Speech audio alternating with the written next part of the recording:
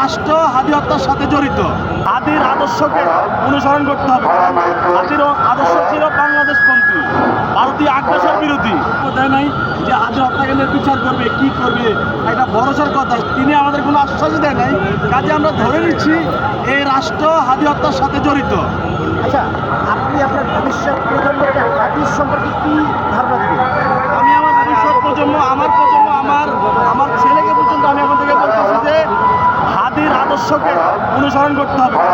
হাদির আদর্শ ছিল বাংলাদেশপন্থী, ভারতীয় আগ্রাসন বিরোধী এবং সকল আগ্রাসন বিরোধী। হাদি একমাত্র, হাদিকে যদি সবাই গ্রহণ করি তাহলে আমরা বাংলাদেশকে বিশ্বের উন্নত পর্যায়ে আমরা নিয়ে যেতে পারি।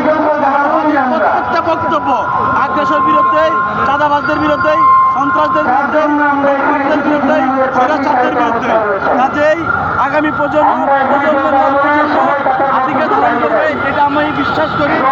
আমার প্রজন্ম, আমার বাচ্চাদের প্রজন্ম, ইনশাল্লাহ আমরা সবাই হাদিকে ধারণ করলে এই বাংলাদেশের স্বাধীনতার সার্বভৌমত্ব রক্ষা হবে। ইনসাফের বাংলাদেশ কায়েম করতে চাইছে, আজকে